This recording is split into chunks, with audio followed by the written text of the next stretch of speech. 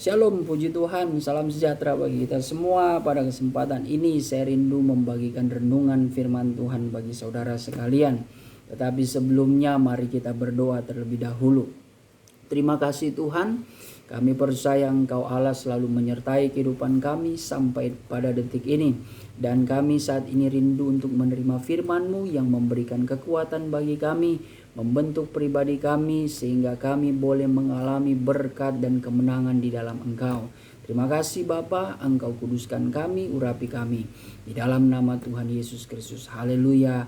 Amin. Puji Tuhan.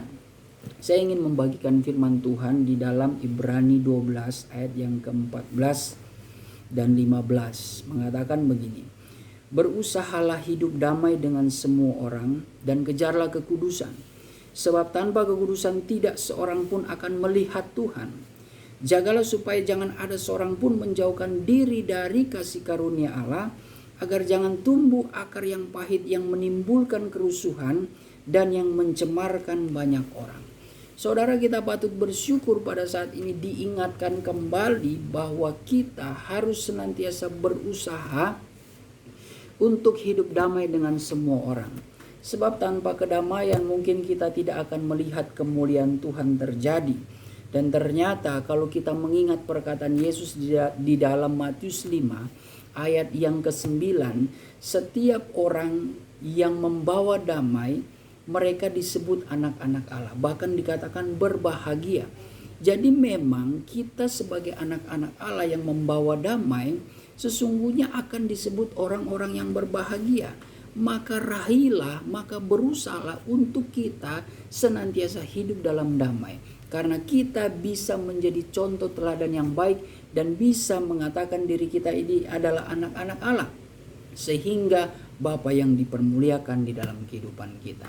Lalu hal yang kedua, bagaimana kita harus mengejar kekudusan supaya kita dapat melihat Allah. Tanpa kekudusan kita tidak akan bisa berjumpa dengan Allah.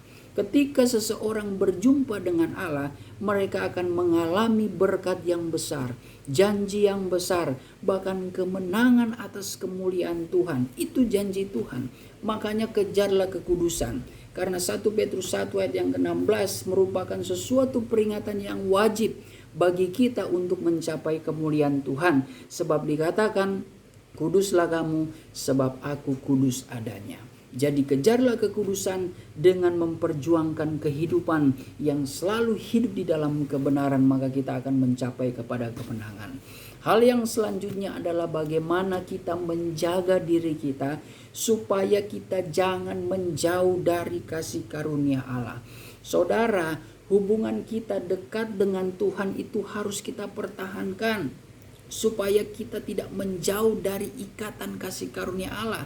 Dan kalau berbicara tentang kasih karunia, ini berbicara tentang pekerjaan Roh lewat karunia-karunia-Nya.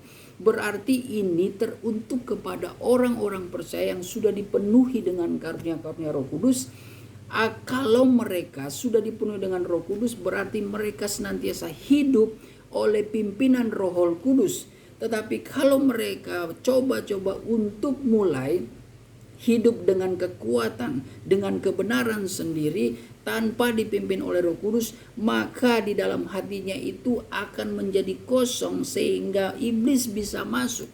Tetapi bersyukur kalau kita ini sudah dipenuhi dengan Roh Kudus, seharusnya Roh itu yang menjadi raja bagi kita untuk memerintah kehidupan kita melakukan kebenaran.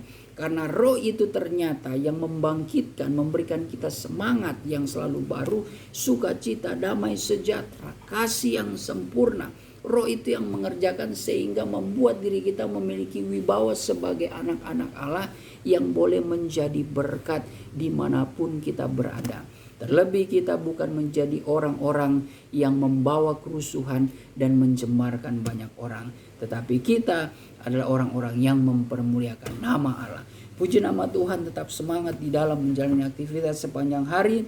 Tetap mengucap syukur dan bersukacitalah senantiasa dan hiduplah di dalam damai sejahtera. Shalom bagi kita semua, Tuhan Yesus memberkati. Amin.